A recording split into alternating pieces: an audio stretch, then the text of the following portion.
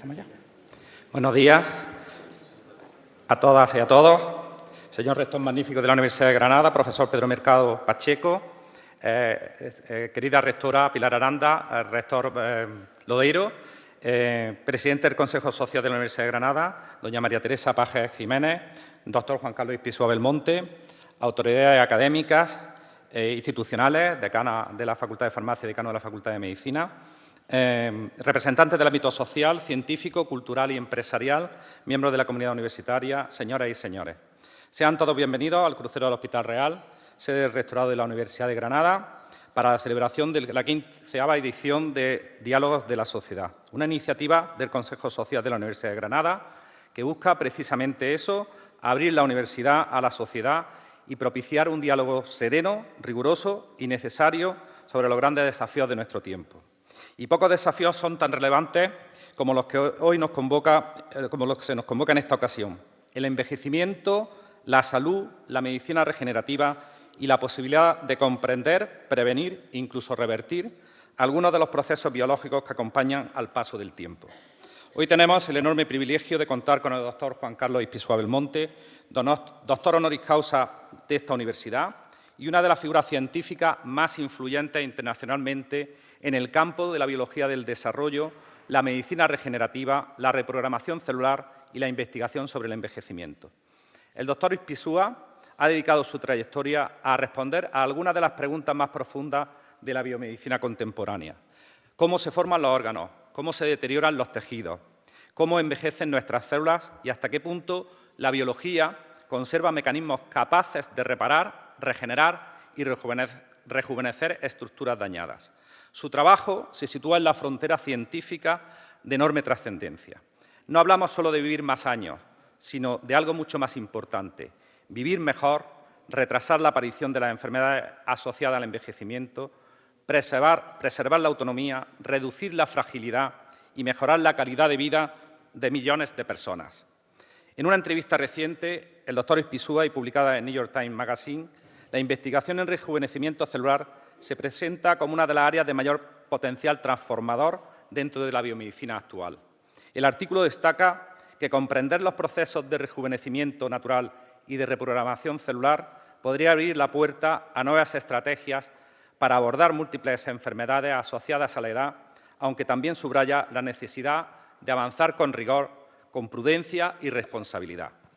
Uno de los grandes aportes del doctor Ispizua ha sido precisamente mostrar que el envejecimiento no debe entenderse únicamente como un deterioro irreversible, sino como un proceso biológico con cierto grado de plasticidad. Sus trabajos sobre reprogramación epigenética parcial han contribuido a cambiar la manera en la que la comunidad científica piensa sobre la edad celular, la reparación tisular y la posibilidad de intervenir sobre enfermedades degenerativas. En la entrevista se recuerda un trabajo publicado en 2016 en el que su grupo consiguió rejuvenecer ratones con enfermedad genética, con progeria, y prolongar su vida, un hallazgo que habría un campo de enorme impacto científico. Pero quizá lo más importante de esta línea de investigación no es solo la sofisticación técnica, sino la dimensión humana y social. En sociedades cada vez más longevas, el envejecimiento saludable es uno de los grandes retos globales. Afecta a los sistemas sanitarios, a la dependencia, a las familias, a la economía, a la equidad intergeneracional y, sobre todo, a la dignidad de las personas. La ciencia que hoy representa el doctor Ispizua no busca únicamente desplazar límites biológicos, busca comprender mejor la vida para poder aliviar el sufrimiento, reparar el daño, prevenir enfermedades y ofrecer nuevas oportunidades terapéuticas allí donde todavía tenemos respuestas insuficientes. Por eso, el título de su intervención, Rejuvenecimiento y Salud, ciencia para una sociedad que envejece, resulta especialmente oportuno. Nos invita a mirar al futuro con ambición, pero también con responsabilidad, con esperanza, pero también con prudencia, con fascinación por la ciencia, pero sin olvidar nunca su finalidad última: mejorar la vida de las personas. El acto se desarrollará de la siguiente manera. En primer lugar, intervendrá la presidenta del Consejo Social de la Universidad de Granada, doña María Teresa Pajes Jiménez. A continuación, escucharemos la conferencia del doctor Juan Carlos Ispizua. Tras su intervención, abriremos un turno de diálogo y preguntas, primero con la mesa de diálogo y posteriormente con el público asistente. Para facilitar este debate, en el público se le repartirán unas tarjetas en las que pondrán a su disposición y le rogamos que escriban las preguntas de manera clara y breve y que indiquen su nombre y apellido, así como si procede de una institución, una entidad o colectivo al que pertenece. De este modo podremos identificar correctamente a las personas que formulan cada cuestión y agrupar, si fuera necesario, en el tiempo que tenemos para ello, para dar cabida al mayor número posible de estas preguntas. Finalmente, intervendrá el rector de la Universidad de Granada, el profesor don Pedro Mercado Pacheco, antes del cierre institucional del acto. Sin más, y agradeciendo de nuevo la presencia ante todos ustedes, damos comienzo a esta 15ª edición de Diálogo con la Sociedad. Tiene la palabra doña María Teresa Paje Jiménez, presidenta del Consejo Social de la Universidad de Granada. Muchas gracias.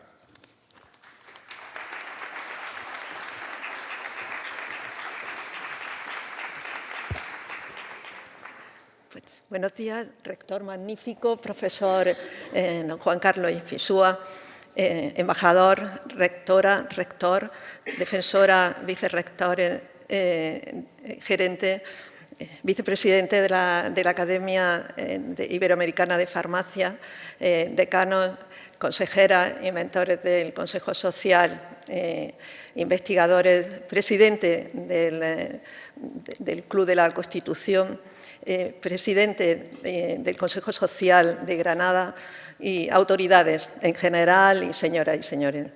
Quiero darles la bienvenida en nombre del Consejo Social a esta nueva edición de Diálogos con la Sociedad, en la que hoy tenemos el honor de recibir al profesor Ispizúa, que, como acaba de señalar el profesor Marchal, es una autoridad a nivel mundial en el campo de la biología del desarrollo y la medicina regenerativa. Hoy vamos a tener en este acto oportunidad de conocer con más detalle el alcance de sus investigaciones. Y yo quería, en esta breve intervención, también hacer referencia a una faceta de su personalidad. A ella hacía referencia la profesora Aránega en su presentación, discurso de presentación, cuando la investidura como doctor honoris causa del doctor Ispizúa. Y en esas palabras hacía referencia a la capacidad del profesor para formar grupos de trabajo de excelencia, grupos de investigación interdisciplinares, en los que, con una visión extraordinaria para trazar hojas de ruta, con el objetivo predefinido y alcanzar el resultado de esas investigaciones. También eso unido a su personalidad humanista, la capacidad de formar equipos, pero facilitando la comunicación, la comprensión y la confianza en esos trabajos. En resumen, ese sería un valor más a destacar que le ha ayudado a llegar a la excelencia del trabajo que está realizando en beneficio de la sociedad. Es una investigación que últimamente a las universidades, en los últimos años, cada vez demanda más la sociedad. Demanda a los investigadores de la universidad que den respuesta a los desafíos a los que se enfrenta la sociedad. También a nivel institucional, recuerdan el informe Draghi en el que se urgía a las universidades a que esa innovación ayudara a incrementar la competitividad europea, en otro orden de cosas. En general, ustedes saben de esta universidad de la que estamos tan orgullosos, es importantísimo el nivel de su investigación. Grupos importantísimos de investigación, tenemos algunos directores, jefes de grupo, como el propio doctor Marchal o don Antonio Campos, el doctor Miguel Alaminos, en el que están formados por personas muy comprometidas y que consiguen resultados extraordinarios y con un nivel altísimo, incluso a nivel mundial. Quizás en este momento, y lo señalan algunos expertos, es muy importante darles visibilidad, valorarlos, apoyarlos, para que todo ese esfuerzo del investigador sea recompensado y que sea consciente de que la sociedad lo necesita y necesita ese trabajo. Porque muchas veces incluso estructuras muy sólidas o estrategias muy bien definidas de apoyo a esa investigación y a la transferencia de esa investigación a la sociedad tienen ese punto débil, y lo importante es ese cambio de esa cultura del investigador y de que sea consciente de su valor para la sociedad.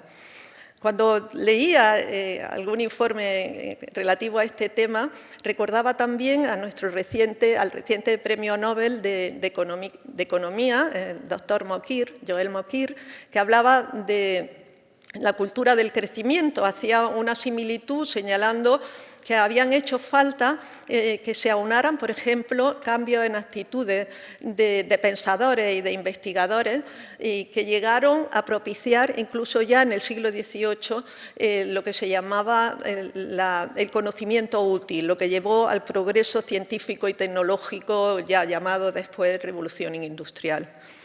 En fin, la investigaciones como la del profesor Ifisúa son fundamentales, lo reitero, para la sociedad, y solo muestra de ello es lo que ahora nos va a ampliar esta información que estamos deseando escucharla. Muchas gracias y bienvenidos otra vez.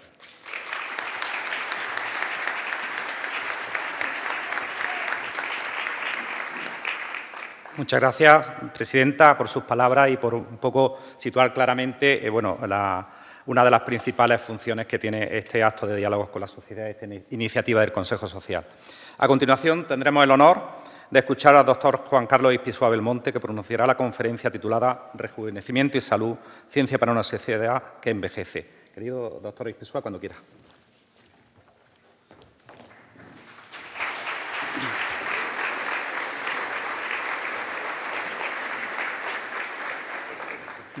Rector magnífico, presidenta del Consejo Social, autoridades, académicos, amigos y público en general.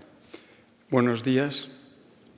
Para mí es realmente un placer y un honor participar en estos diálogos. Teresa, muchísimas gracias por la invitación. También quisiera agradecer la acogida en esta casa, que desde mucho tiempo, pero especialmente desde hace más de 15 años, me considero parte, gracias a la iniciativa que siempre llevaré conmigo, de la doctora Antonia Aranega, y la acogida que he tenido hoy muy especialmente y muy cariñosa. Muchísimas gracias.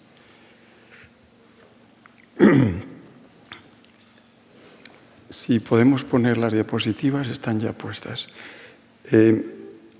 Yo ahora trabajo en una compañía que se llama Altos Labs, y nuestra misión es tratar de restaurar la salud de nuestras células, la salud de nuestros tejidos, que se va perdiendo con el tiempo. Obviamente eso es algo muy abstracto, pero creo que en la siguiente diapositiva se puede concretar mucho más.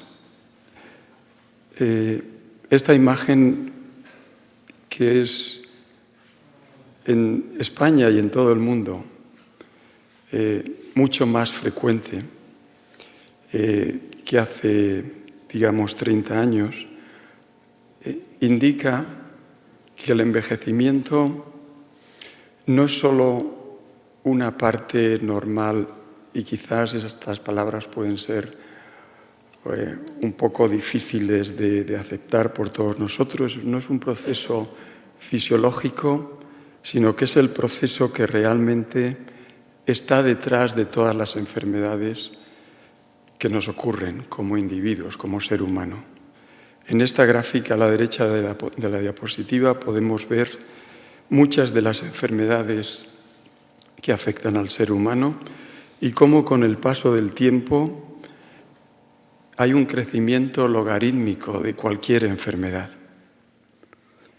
Desde el cáncer, enfermedades cardiovasculares, pulmonares, enfermedades que no están presentes durante nuestra juventud. Generalmente no vamos al médico durante nuestra juventud. Pensamos que eso es algo que es pertenencia de los mayores.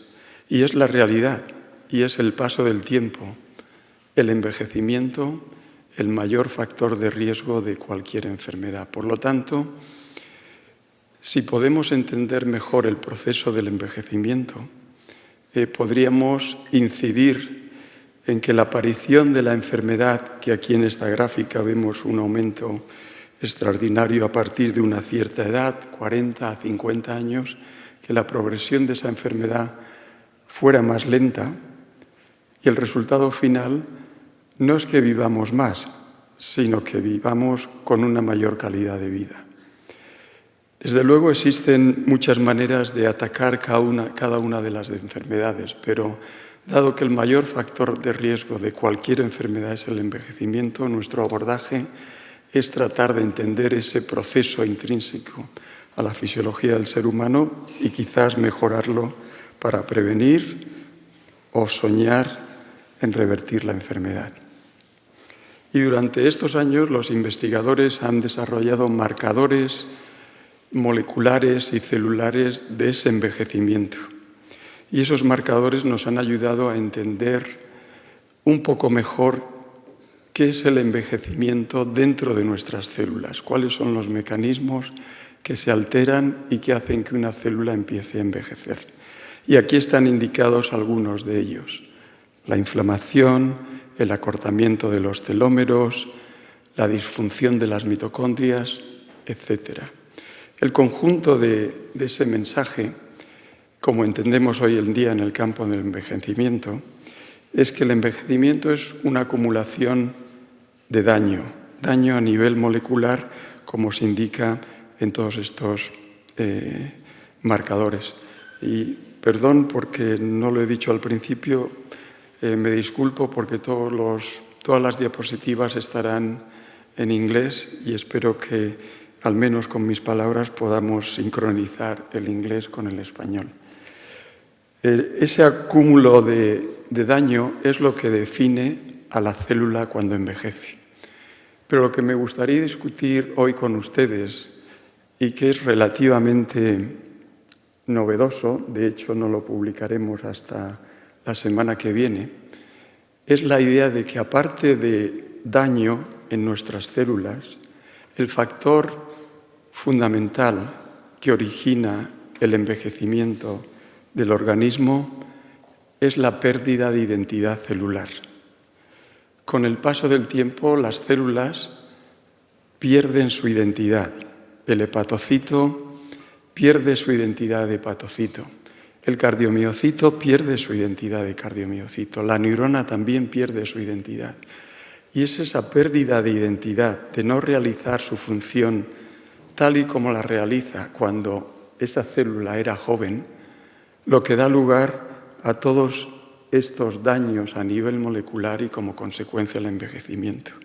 Esa es la hipótesis en la que hemos venido trabajando durante los últimos años y que me gustaría exponer hoy aquí. Y también no solo centrar mi charla en hipótesis y conocimiento que al final está muy bien, pero que nos pueda servir de algo, nos pueda servir para mejorar el envejecimiento, y trataré con las últimas diapositivas de dar un par de ejemplos. El concepto fundamental es que con el paso del tiempo, como pueden ver en esta gráfica, la identidad celular se va perdiendo y da lugar a la enfermedad.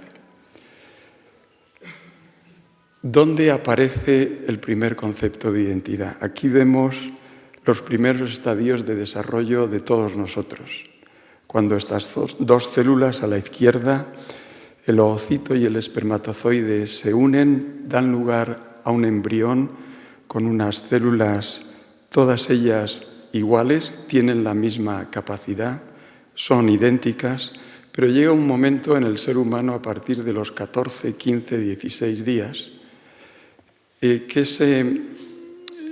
ese blastocisto, esta esfera que contiene células todas idénticas, las células reciben instrucciones para que empiecen a ser diferentes, para que empiecen a adquirir su propia identidad, para que una célula empiece a decir: yo voy a ser de mayor una célula cardíaca, yo voy a ser de mayor una célula hepática, así hasta identificar y dar identidad a los más de 200 tipos celulares que constituyen un ser humano.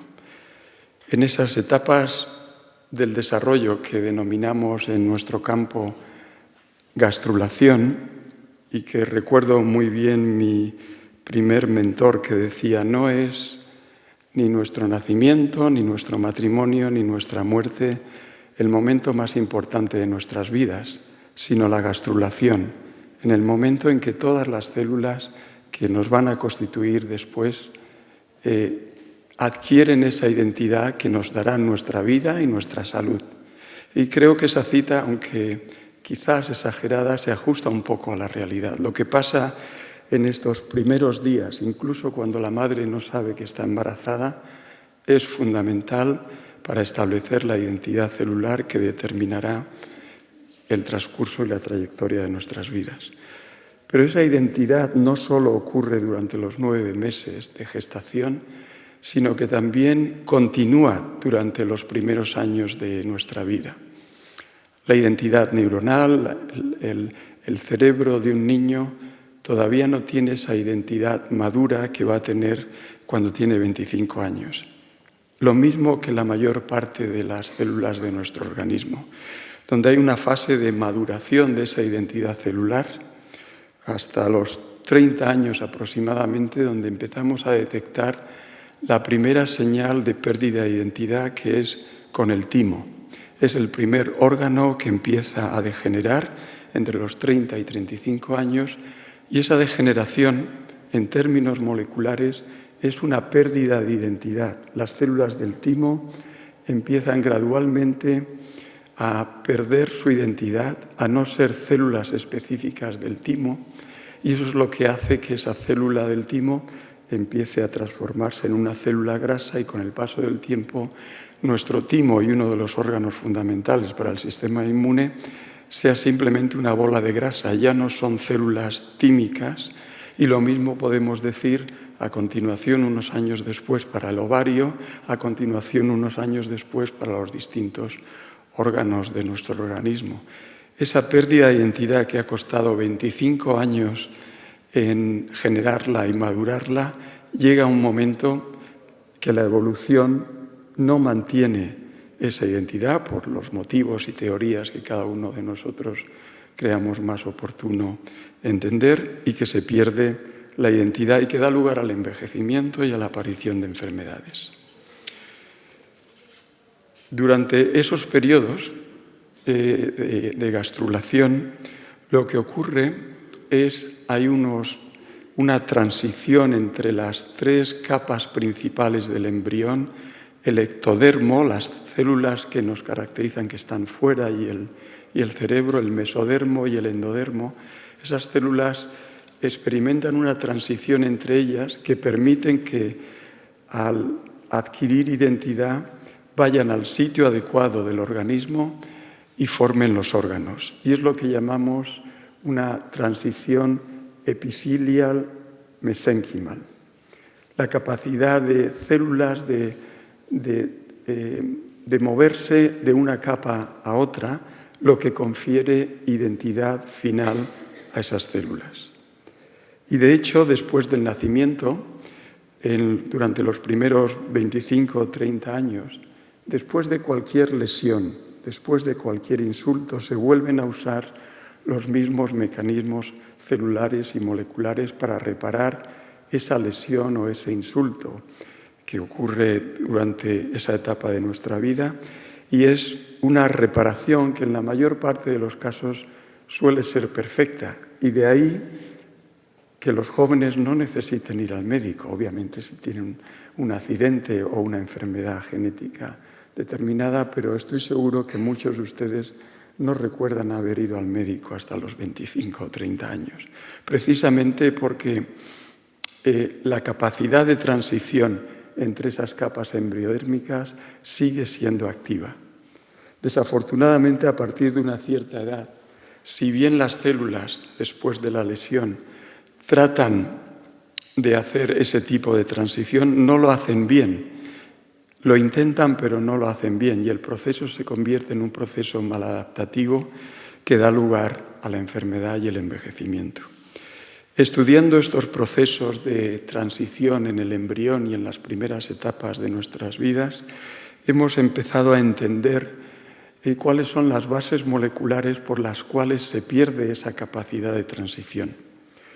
Y uno de los ejemplos que pensamos que podía ayudarnos más es estudiar el envejecimiento de nuestros órganos, pero no de un modelo animal, porque lo que queremos es entender el envejecimiento humano, sino de personas humanas. Y lo que hicimos es analizar la expresión de todos los genes, de todos los órganos durante el envejecimiento en distintas fases de la vida.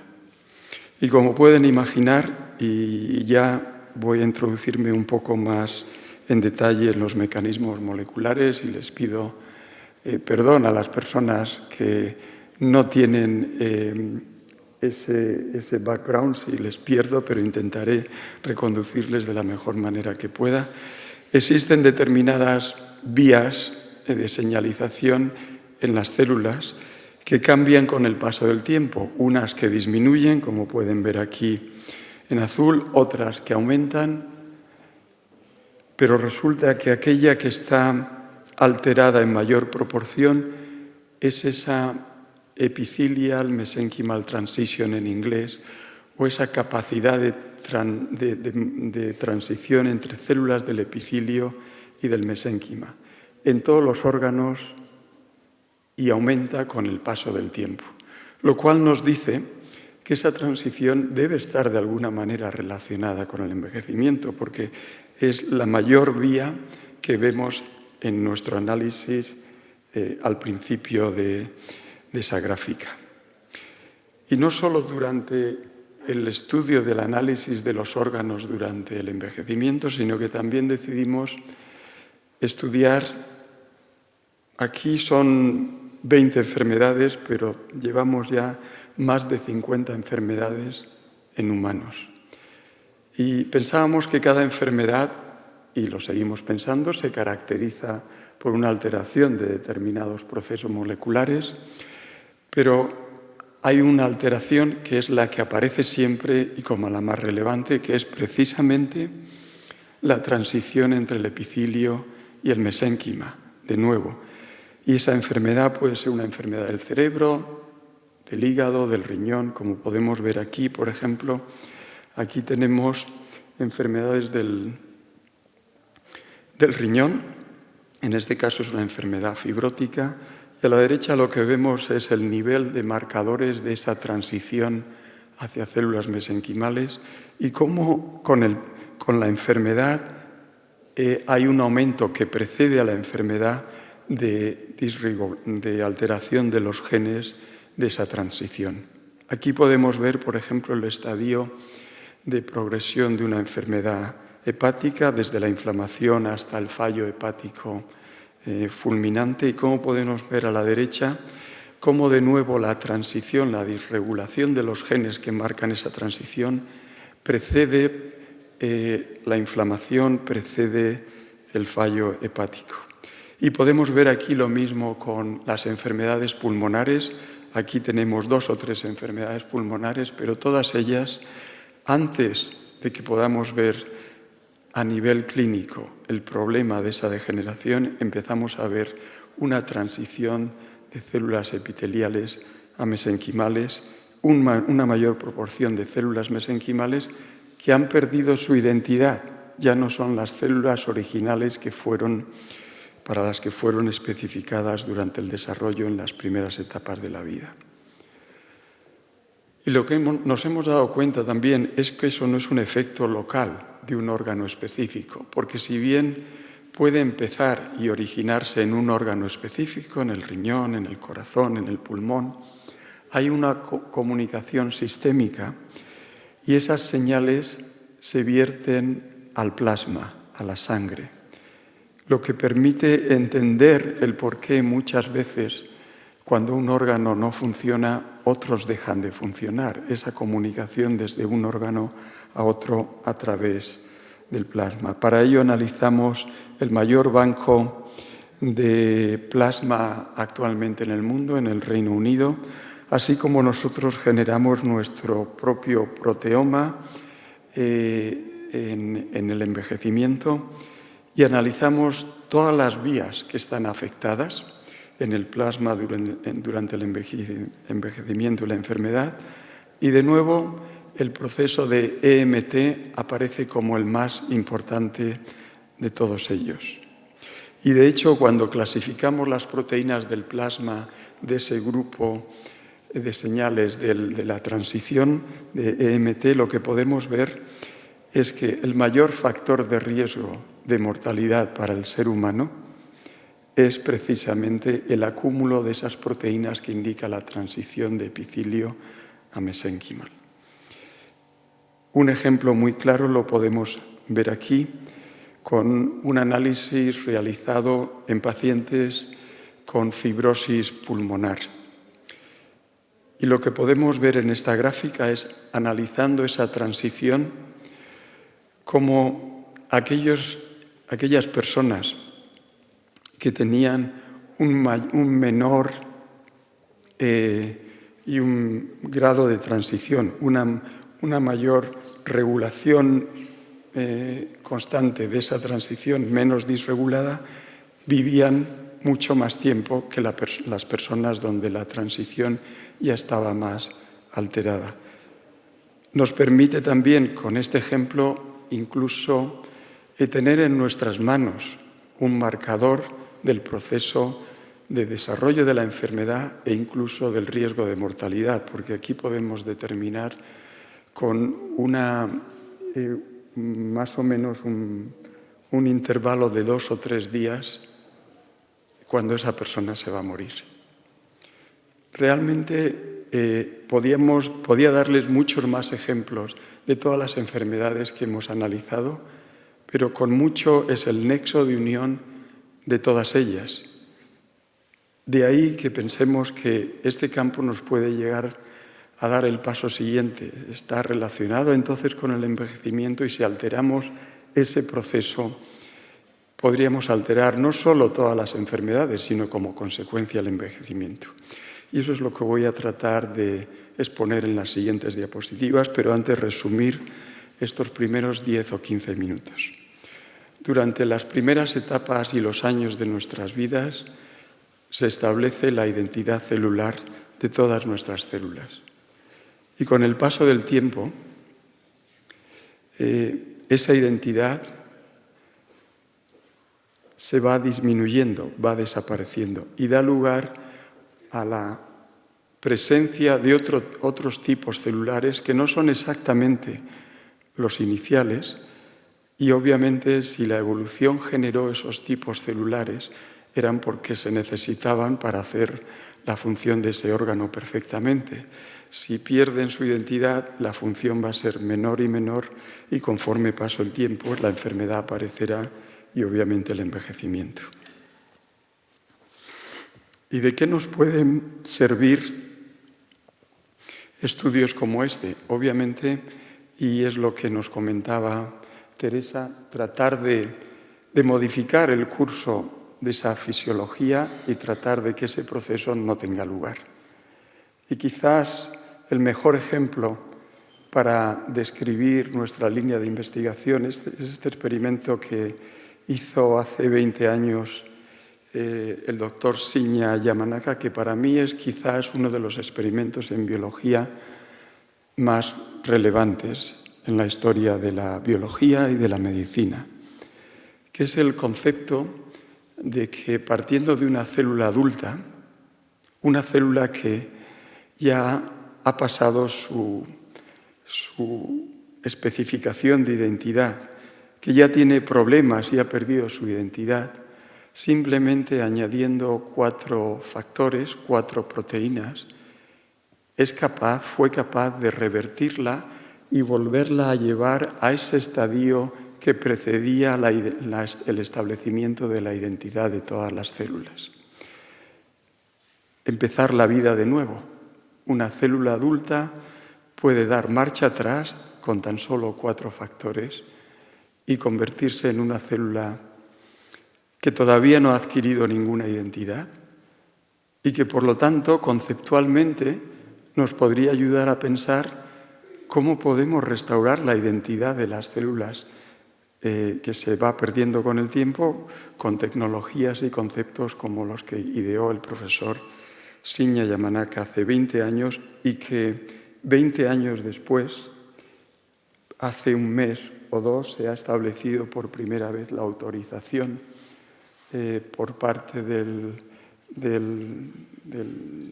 distintas agencias reguladoras para llevar a la clínica la posibilidad de tratar enfermedades como el Parkinson o la visión. Son los dos ejemplos que ahora mismo se están llevando a cabo. Me gustaría, y lo diré al final, que no pasaran 20 años para que conceptos como este o el que les voy a explicar a continuación tuvieran un impacto real en nuestra sociedad, y esto es lo que se trata el diálogo y la reunión de hoy. Y continúo para ello. Solamente quería indicarles que este concepto que ideó el doctor Shinya Yamanaka nos puede servir muy bien para mejorar esa pérdida de identidad. Aquí vemos una célula con todos sus orgánulos y estructuras a la izquierda perfectamente definidos, y con el paso del tiempo lo que pueden ver es, no ven lo mismo, es la misma célula, pero seguro que si se fijan un poquitín les falta algo. Hay puntitos, la visión ya no es la misma. Eso es lo que entiendo como pérdida de identidad celular y cómo lo podemos revertir. Porque creo que es fundamental, si podemos revertir esa pérdida de identidad, la enfermedad no solo puede enlentecerse, sino que también sueño en que podría ser reversible y, como consecuencia, el proceso del envejecimiento. Y para ello lo que utilizamos es el concepto que Shinya nos puso delante hace 20 años. Él lo que hizo es, con esos 4 factores, llevar una célula adulta a una célula embrionaria, pero no es lo que nosotros queremos. Lo que queremos es dejarla en célula adulta, simplemente que afinar su identidad, esa identidad que ha perdido, como podemos ver aquí, en la flecha verde que vuelve a la célula saludable. Y para ello lo que se nos ocurrió buenamente fue: existen mutaciones que dan lugar a un envejecimiento acelerado, como la de estos niños, donde una mutación de una C a una T en el genoma da lugar a que estos niños con 8, 10 o 12 años tengan un envejecimiento acelerado, tengan las enfermedades de una persona envejecida y que fallezcan de los 15 a 20 años.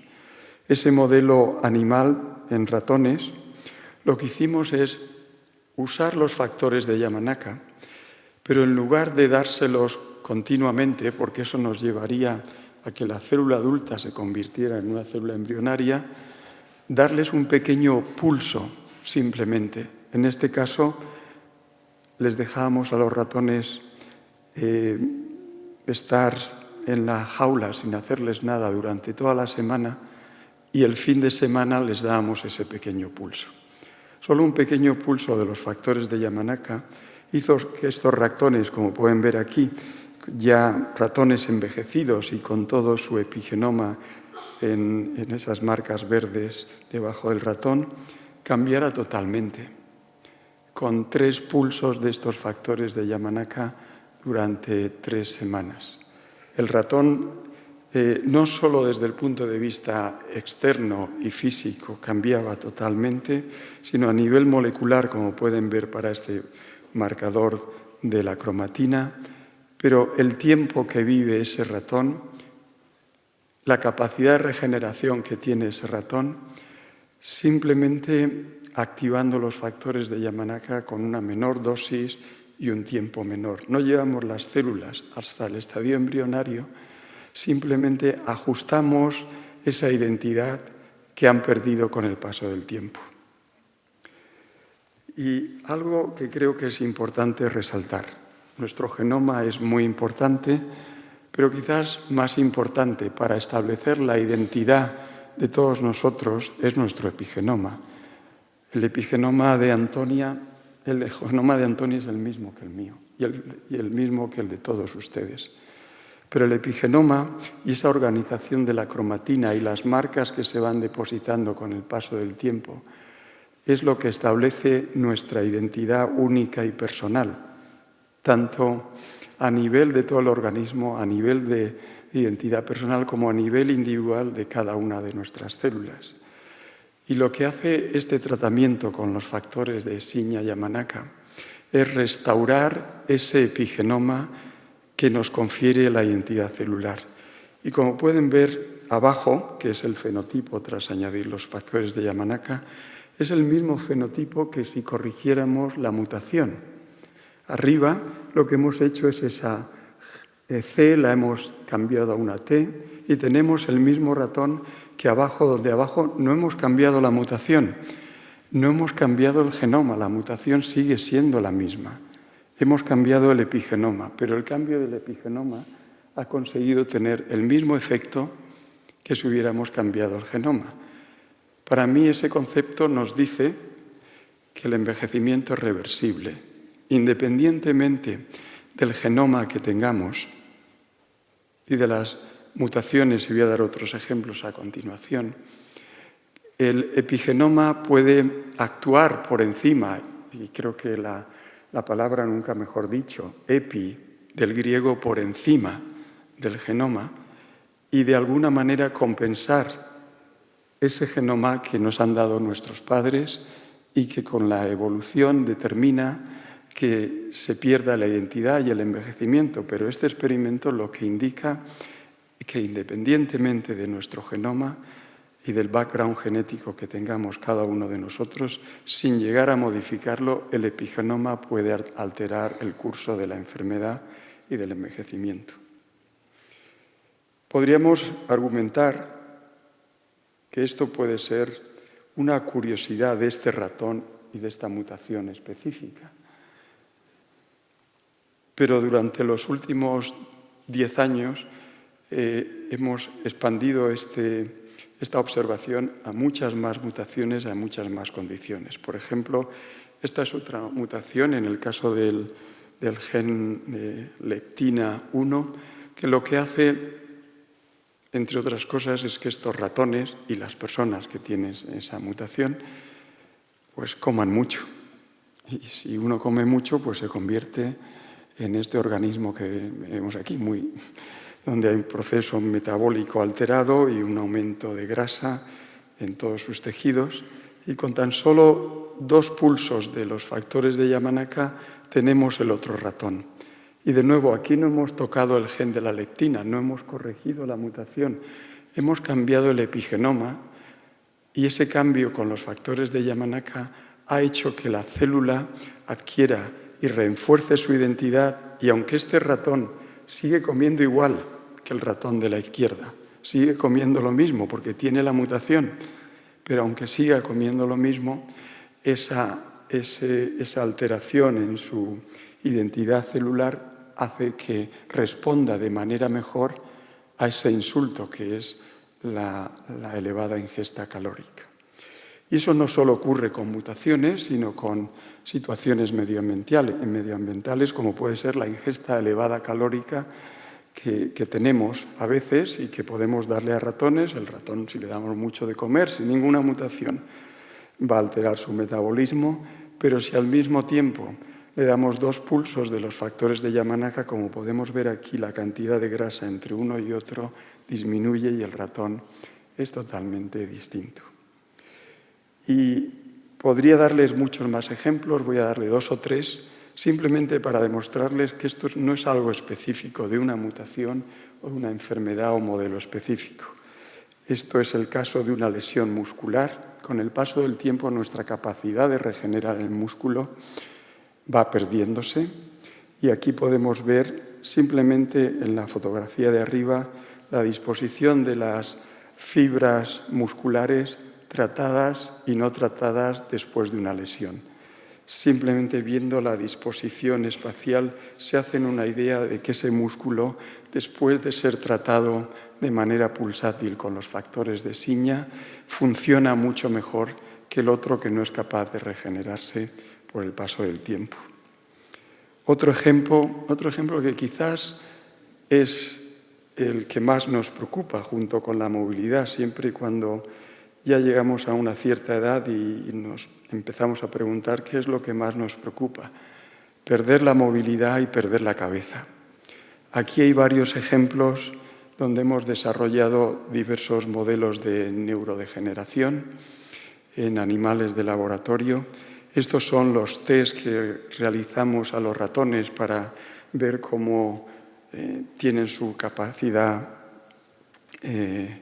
neuronal y como pueden ver en todos ellos y en distintos modelos, la aplicación pulsátil de los factores de Yamanaka aumenta considerablemente el desarrollo de estos test en esos ratones. Y finalmente, un último ejemplo, toxinas, que a veces cuando somos jóvenes nos ha sentado mal una comida, pero al día siguiente nos olvidamos prácticamente. Eso no ocurre lo mismo con la edad. Y aquí pongo el caso del acetaminofeno. Sabemos muchos de ustedes que dosis elevadas de determinados compuestos químicos, pues aunque tengan efectos favorables, también pueden tener efectos secundarios. En este caso, una dosis elevada del paracetamol en ratones, hacemos que todos los ratones con una dosis elevada afecte al hígado y todos mueran a partir del día 9 o 10. Si con esa misma dosis damos tan solo un pulso de los factores de Yamanaka, conseguimos que el 50% de los ratones sigan viviendo. Lo pongo como ejemplo de toxinas a las que podemos estar expuestos, no solo alteraciones dentro de nuestra fisiología del envejecimiento normal, sino externas. Y así podría estar con muchos de los ejemplos, más de 30 estudios, desde que hicimos esa primera observación. El mensaje de esta parte de mi charla es dos: que con este tratamiento todas esas marcas que les he indicado anteriormente de daño celular, la función mitocondrial, la inflamación, la pérdida de funcionamiento de las células madre, etcétera, etcétera, y he puesto aquí una marca verde, se restauran después del de la reprogramación parcial, usando solamente pequeños tiempos con los factores de Yamanaka. Perdón.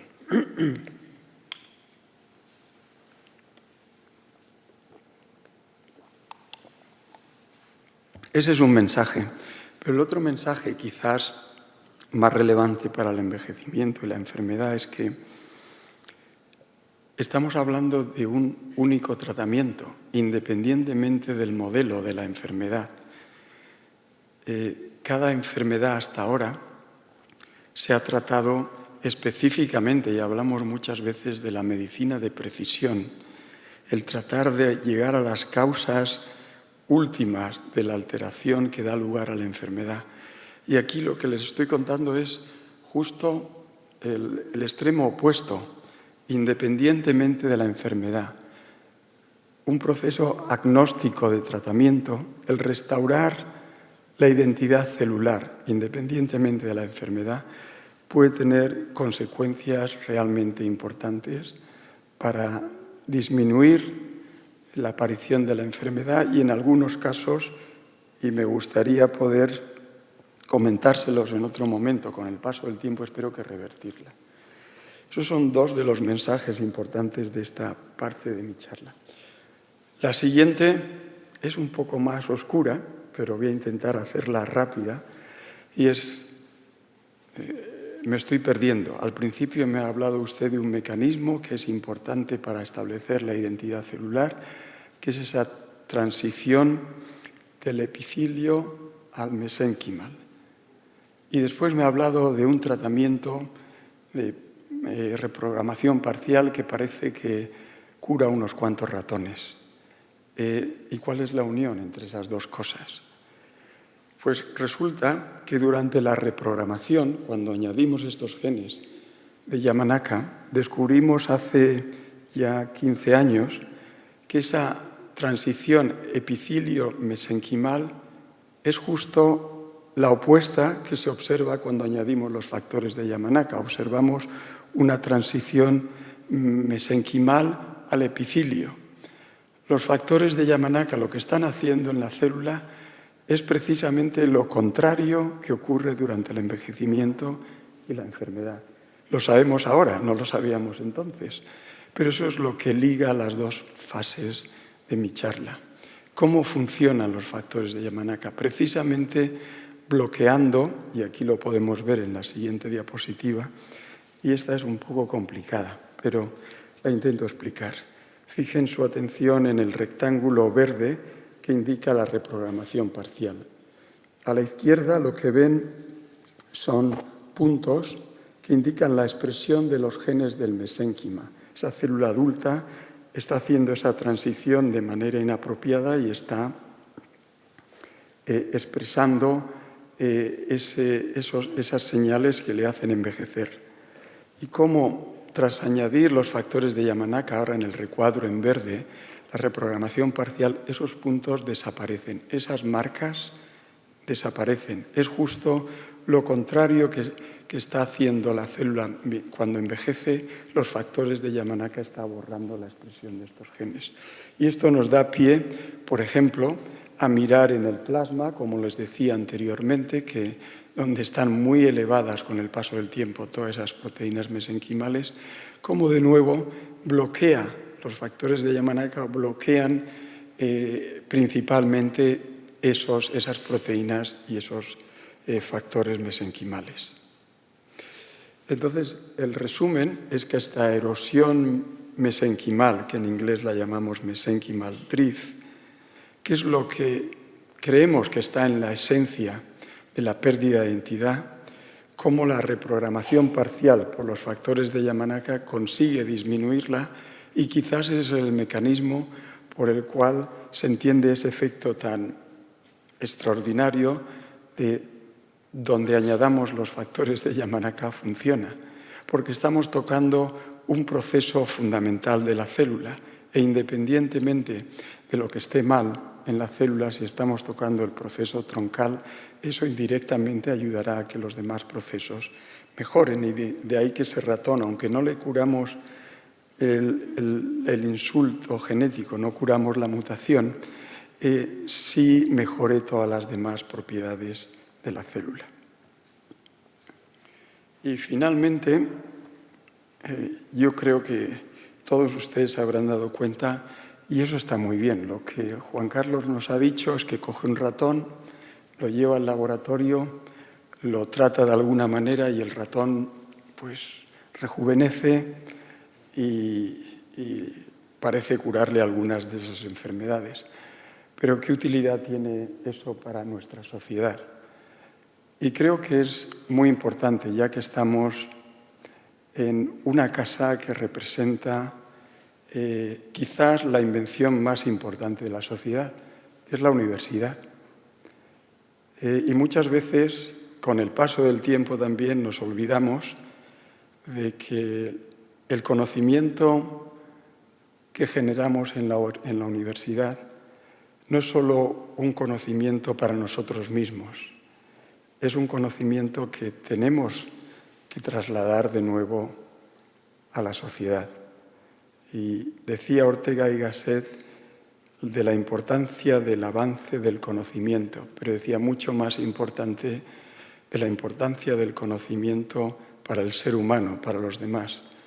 Y aquí no es una crítica a muchos de los investigadores en esta casa, todo lo contrario, sino un aliciente para que, aparte de contribuir al conocimiento básico, que desde luego cura o mejora la vida de estos ratones, y sabemos más de los ratones que del ser humano, muchísimo más de la salud que de los ratones que el ser humano, pensemos que lo importante por lo que vinimos aquí es por retornar ese conocimiento a la sociedad. Y de eso se trata con estos diálogos, y eso es con lo que me gustaría terminar mi intervención.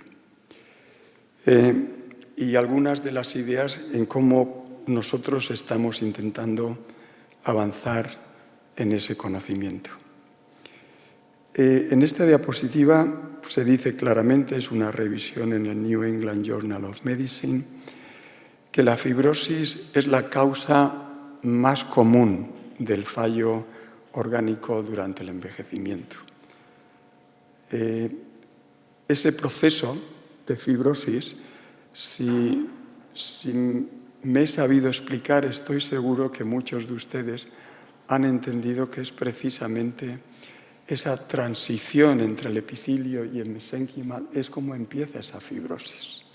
Ese proceso de inflamación es precisamente una maladaptación del proceso de transición entre el epitelio, el endotelio y el mesénquima.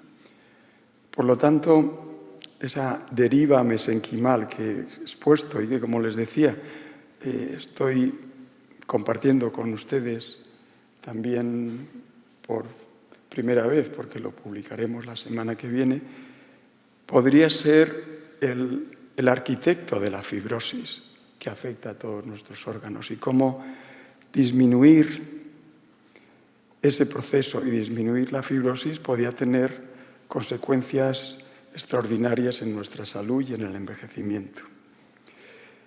El añadir los factores de Yamanaka a una persona humana con la misma facilidad que lo hacemos en un ratón, obviamente no es posible. Y como decía Juan Antonio, tenemos que procurar que ese traslado sea lo más riguroso y lo mejor que podamos hacerlo antes de ir a un ser humano, por las implicaciones que pueda tener, no ya desde el punto de vista de efectos secundarios y toxicología, sino en este caso incluso desde otros puntos de vista éticos y lo que ello implica para nuestra sociedad, el poder soñar que no tenemos por qué siempre morirnos de enfermedades o con unas enfermedades muy severas. Y la práctica diaria de llevar estos factores a la clínica tiene un problema, en este caso muy concreto, que es la posible diferenciación a una célula embrionaria. Recuerden, eso es lo que hizo Signa, pero no estamos buscando eso, estamos haciendo algo un poco más sutil, llevarlo a restaurar la identidad celular del hepatocito, pero que no se convierta en otra célula, sino en que refuerce su propia identidad. Entonces, llevarlo a un entorno in vivo, en humano, nos genera muchas dificultades técnicas, éticas e incluso regulatorias. Ir a la FDA o la EMA y sugerirles que queremos hacer un ensayo antienvejecimiento, la respuesta hoy en día es usted no está enfermo, el envejecimiento es un proceso normal. No podemos tratar a una persona que está normal. Y creo que, en cierta manera, es verdad. Y por eso tenemos las agencias reguladoras y que todos contribuimos a que todo ese proceso de traslación sea correcto. Pero también tenemos que, a veces, la tortuga para moverse tiene que sacar la cabeza. Es verdad que alguien se la puede cortar, pero si la cabeza no sale, la tortuga no se va a mover. Quiero recordar el ejemplo en los años 70, cuando personas con Alzheimer iban al médico y el médico les contestaba: no se preocupe usted, es normal. Hoy no consideramos que el Alzheimer sea normal, es una enfermedad. Y por lo tanto, yo estoy convencido de que con el paso del tiempo, el mayor factor de riesgo de cualquier enfermedad, que es el envejecimiento, poco a poco nuestra sociedad, y son ustedes los que deben demandar, que también debe tratarse, por lo que ello implica para nuestras vidas a nivel social y a nivel ético para toda la humanidad. Pero, entre tanto, tenemos que pensar en maneras de empezar a trasladar ese conocimiento al humano con todas las precauciones y garantías posibles. Y Y aquí donde se nos ocurrió es donde España juega un papel increíble, que es en el mundo del trasplante.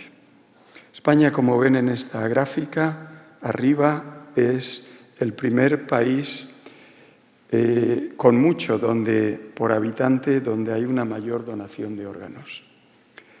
Y esa generosidad se ha transferido a la clínica, donde los médicos, al disponer de más órganos, también han aprendido mejor cómo hacer ese proceso y optimizarlo. Por lo tanto, ese círculo tan sano de generosidad por parte de nuestra sociedad, de interés por parte de nuestros gobernantes, la Organización Nacional de Trasplante, desde luego es un modelo a seguir para muchas organizaciones. La transparencia, democracia con la que se realiza ese proceso gratuitamente, tenemos que estar muy orgullosos porque no ocurre en todos los países.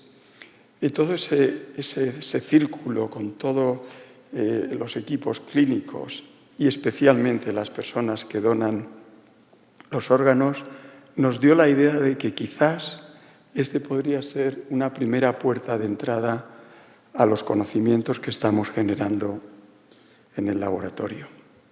Y en los últimos años muchos de ustedes son familiares con estas máquinas que los ingenieros han desarrollado, que permiten mantener los órganos durante unas horas, un par de días en el hospital, que tiene unas ventajas enormes para el médico, porque cuando el órgano viene dentro de la nevera, el médico tiene que decidir en horas si ese órgano es apto para su trasplante. Y muchas veces, a pesar de la generosidad de toda nuestra sociedad, ese órgano no es apto, es un órgano fibrótico.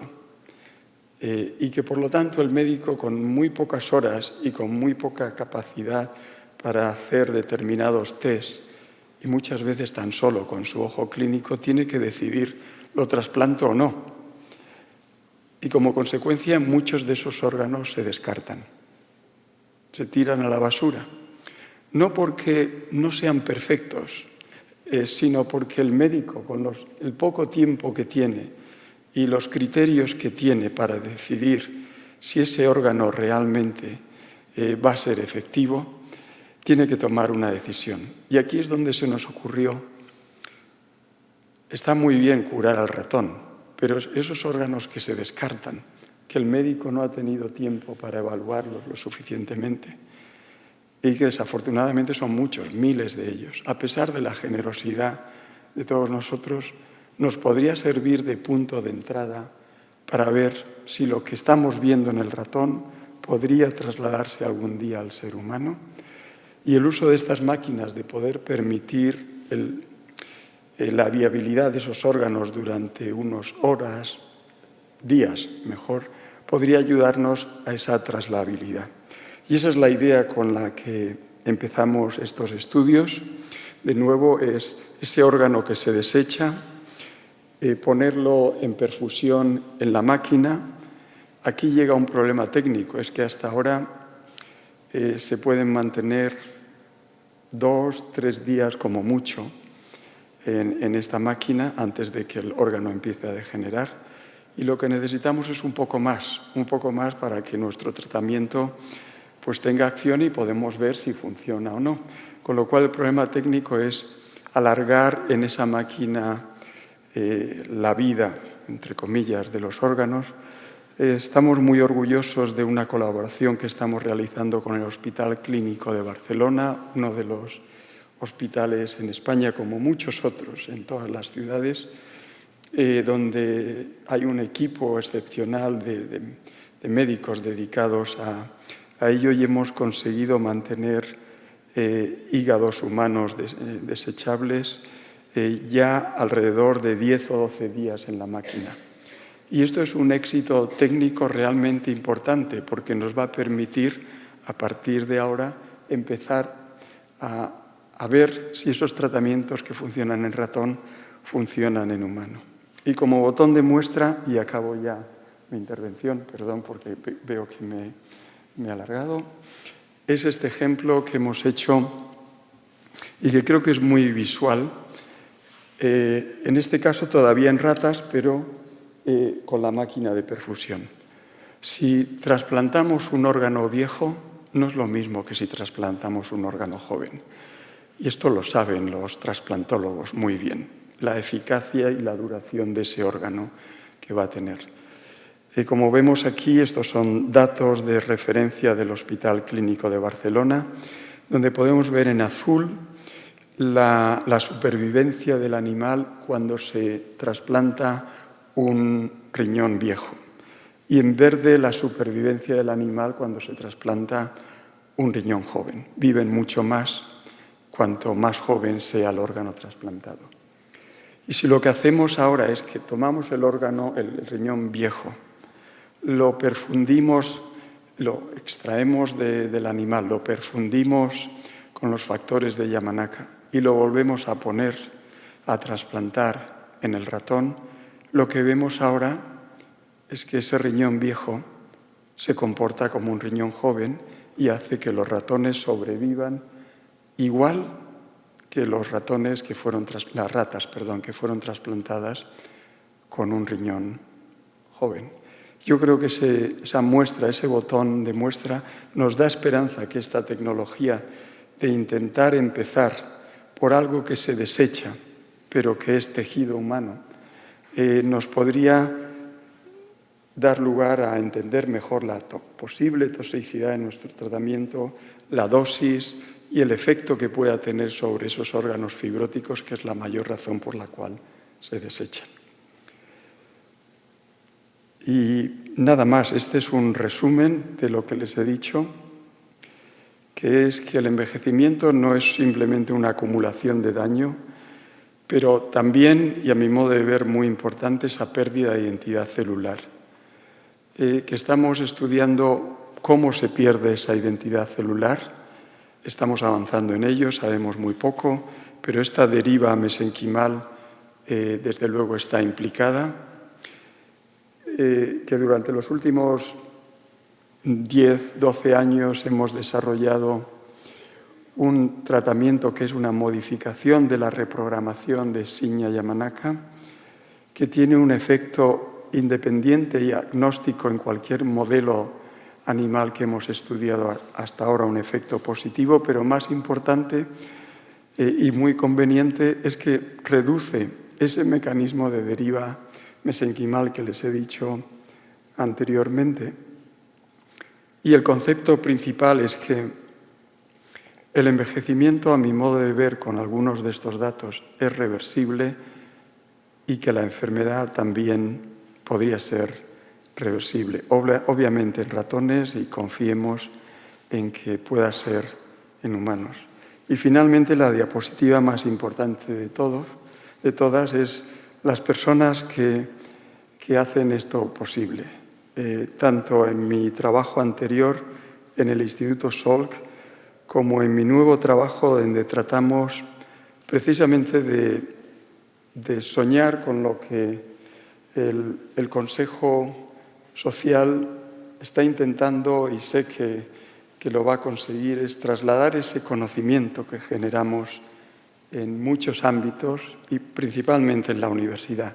Estoy convencido que es el motor de la humanidad, el conocimiento que se genera en la universidad, cómo podemos, y de hecho es lo que yo también he decidido como trayectoria personal, que ese conocimiento no se quede en el entorno académico y hemos mudado todo nuestro laboratorio a una iniciativa de trasladar ese conocimiento a la sociedad.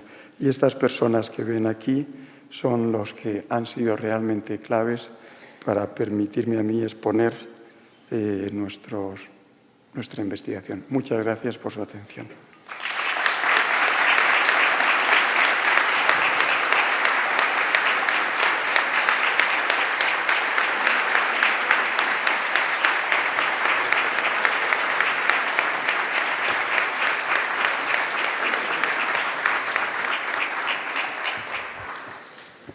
Muchísimas gracias, doctor Ispizua, por su excelente charla. Hemos podido apreciar que no solo la profundidad científica de los avances que nos acaba de mostrar, sino también las enormes implicaciones que tiene para la medicina, para la salud pública y para el futuro de nuestras sociedades. Importantísimo. Pasáramos ahora al turno de preguntas y empezará primero la mesa de diálogo con la intervención de la presidenta del Consejo Social.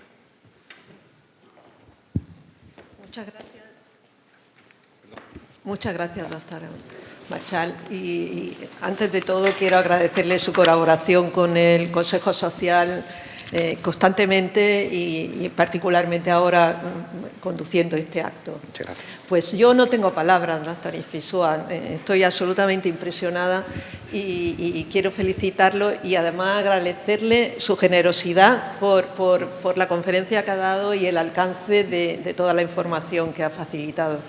Es absolutamente impresionante esas investigaciones en las distintas líneas, hasta el punto, como ha resumido al final, que podría utilizarse como una reversión de las enfermedades globalmente y del envejecimiento.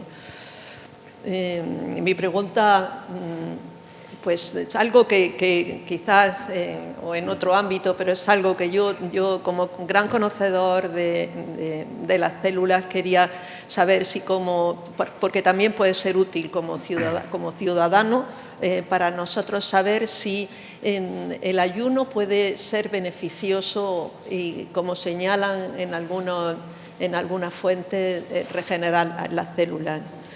Y aprovecho para otra pregunta también, en otro aspecto totalmente distinto.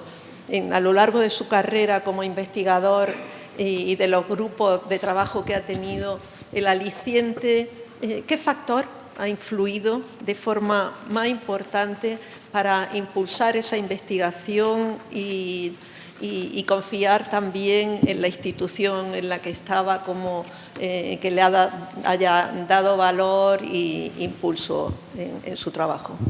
Muchas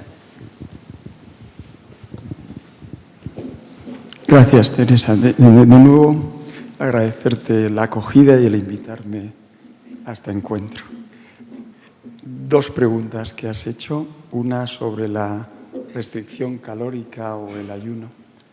Esto no es nuestro trabajo, pero existen muchísimos trabajos que demuestran fehacientemente. En el caso del envejecimiento hemos desarrollado lo que llamamos unos relojes epigenéticos. Hablaba antes del epigenoma y cómo se altera durante el envejecimiento, y gracias a la colaboración y la visión de otras áreas del conocimiento como la matemática, la estadística y la biología, un compañero de nuestra institución, el doctor Steve Horvath, hace aproximadamente, 15 años, desarrolló el primer reloj de nuestro epigenoma. Después lo ha extendido y perfeccionado, y entre otras de las cosas que se han estudiado como usando el reloj biológico y después muchos experimentos funcionales, es que la restricción calórica tiene efectos beneficiosos sobre nuestro epigenoma y, por lo tanto, sobre nuestra salud y el envejecimiento, sin lugar a dudas. Pero, como en todo, hay que, obviamente, ser equilibrado. No se trata simplemente de dejar de comer, sino reducir en proporciones adecuadas la restricción calórica. Yo me gusta poner el ejemplo de China. A principios del siglo XX, la palabra colesterol no existía en la población china. Y eso se debía precisamente a su dieta. Si ahora lo comparan con los niveles de colesterol y otros lípidos en sangre, simplemente el aumento relacionado con los hábitos alimenticios.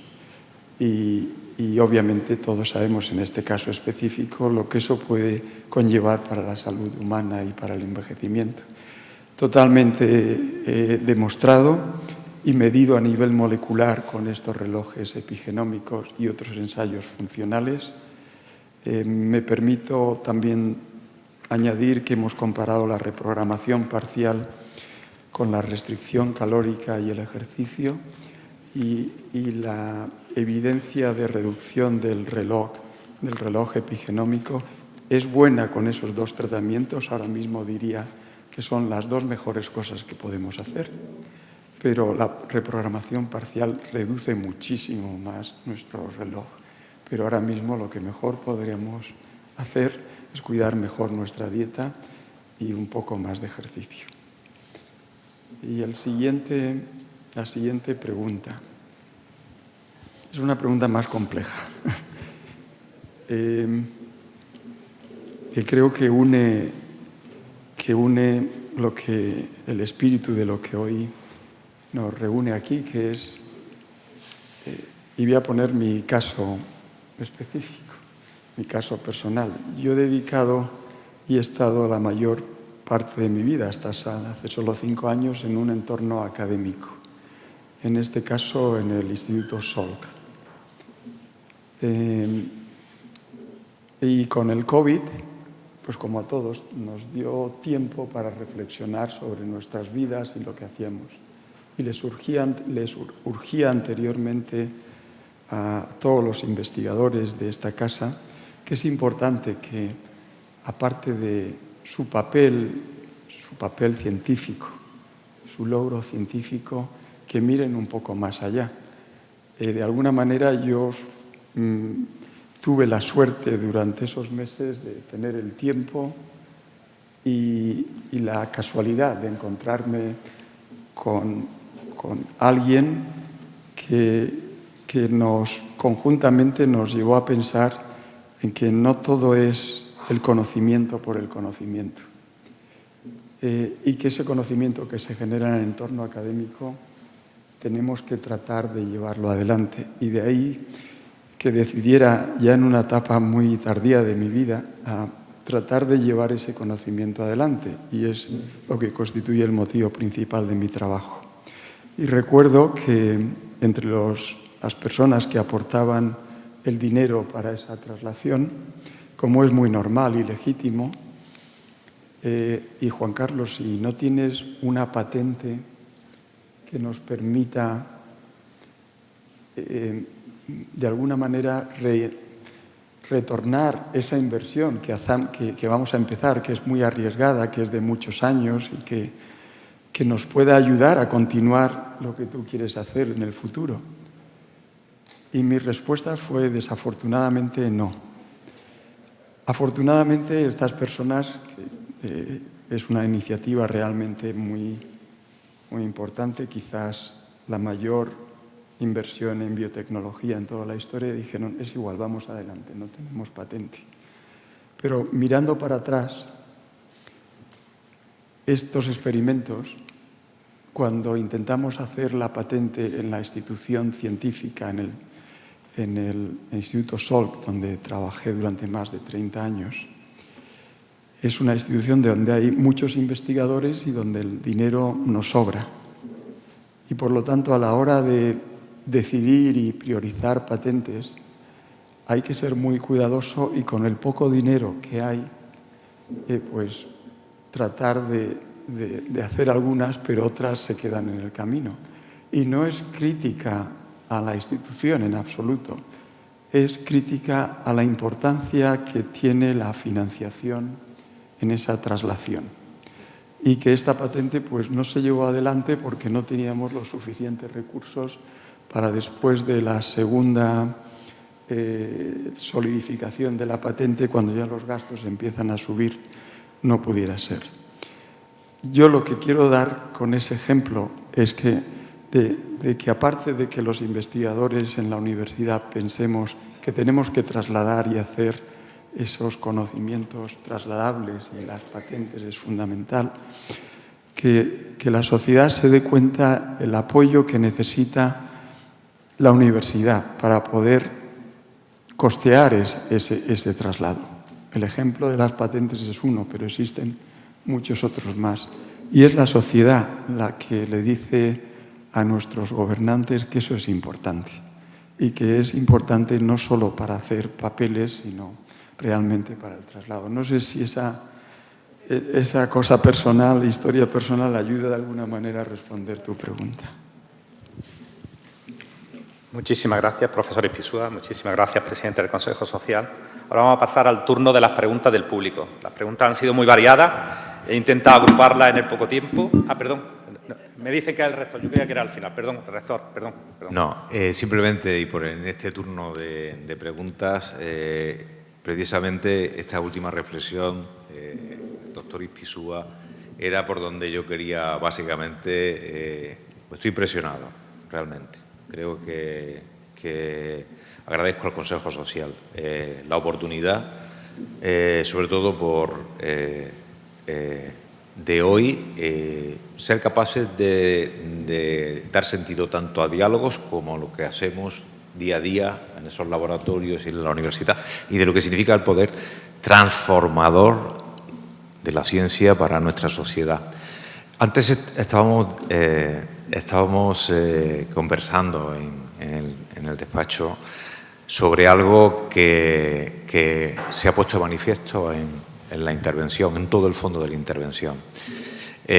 No hay conocimiento más básico o más aplicado, sino que el conocimiento que nos tiene que dar es el conocimiento socialmente relevante. Creo que ese es creo que lo más impactante de hoy ha sido como uno de esos grandes desafíos de la humanidad y de nuestra sociedad, como es el hecho del envejecimiento, debe ser abordado y tratado de la ciencia, además desde una perspectiva, creo que absolutamente, al menos para quien no se dedica a lo que es la medicina regenerativa y a esa investigación, creo que es absolutamente ilustrativa. Y en ese sentido hay algo que sí me gustaría, trayendo desde aquí, que es lo que acaba de decir Juan Carlos. Tu propia experiencia personal ha hecho que desde el Instituto Sol hayas pasado a otra dimensión en los que esa dimensión del envejecimiento no es algo único exclusivamente que tiene una dimensión de estudio científico, sino que tiene que ver con estrategias de salud pública, con la propia conformación de lo que deben ser los tratamientos y las terapias desde la industria farmacéutica, de cómo conjugar estrategias nacionales o estrategias internacionales desde el punto de vista de la salud, con un cambio, si me permite, de paradigma, de pasar de investigar el genoma a investigar el epigenoma y, por tanto, formas alternativas de hacer y mejorar la vida de las personas que vamos a ser más viejas. Desde ese punto de vista, ¿cuáles son los mecanismos? ¿Cuáles son las vías? Porque son muchos agentes, no solo son ya los laboratorios y ese magnífico equipo científico, es decir, la ciencia, la investigación, sino también cuáles deberían ser esas vías, esas cooperaciones entre instituciones públicas, entre la empresa, entre la colaboración público-privada, en cuanto a enfocar desde la ciencia ese ámbito. Y dos, y muy brevemente, cuando estabas describiendo todo lo que ha sido la evolución y ese contenido científico de lo que es el mecanismo que explica el envejecimiento, hay algo que sin duda también lo has puesto de manifiesto en tus últimas palabras y que tiene que ver con esa dimensión social del conocimiento, que es que también en el laboratorio y todos los días pasar del ratón al ser humano, en ese paso del conocimiento básico al conocimiento translacional, al diseño de terapias, al diseño de cómo afrontar la propia investigación, tiene esa dimensión casi prometeica de la dimensión ética de lo que es la propia ciencia, de que si todo lo científicamente posible o tecnológicamente posible es éticamente aceptable, socialmente adecuado y legalmente permisible, que yo creo que es algo que también debe estar interiorizado en cada uno de los trabajos que hacemos cuando escribimos un paper, cuando diseñamos un instrumento.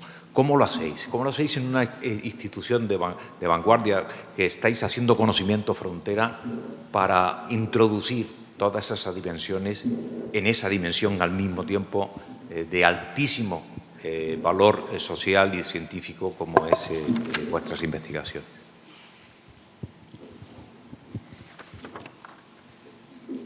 Es una pregunta muy profunda, viniendo de donde viene una persona que estoy seguro que dedica muchas horas de su día a tratar de resolver esa pregunta.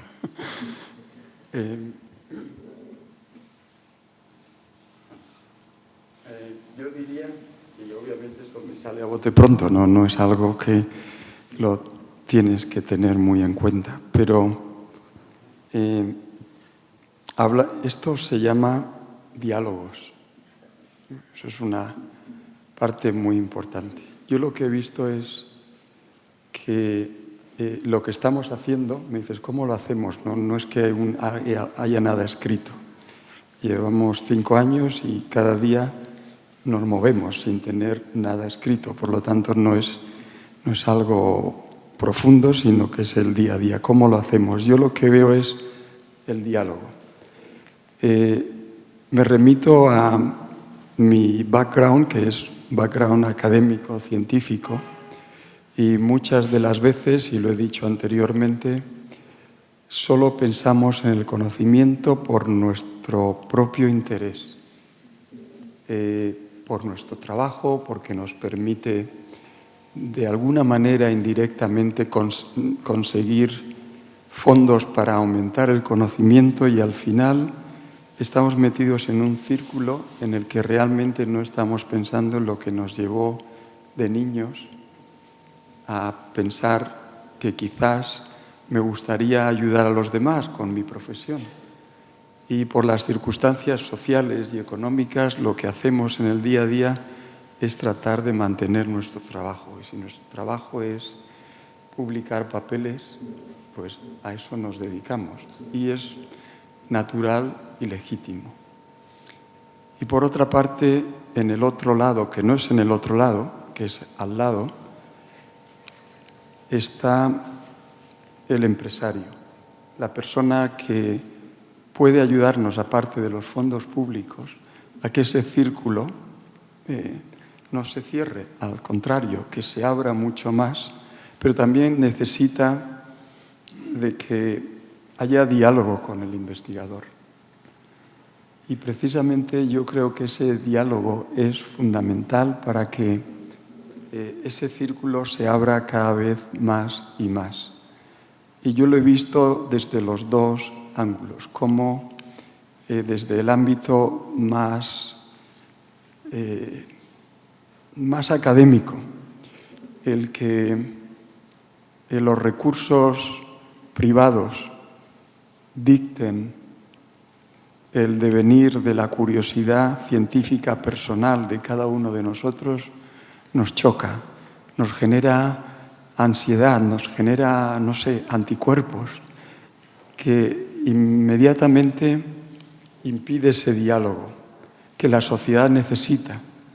Y insisto en recordar que cuando éramos niños teníamos una ilusión hacia la sociedad, no en el mundo que después nos hemos creado. Y por parte del empresario, pues más de lo mismo.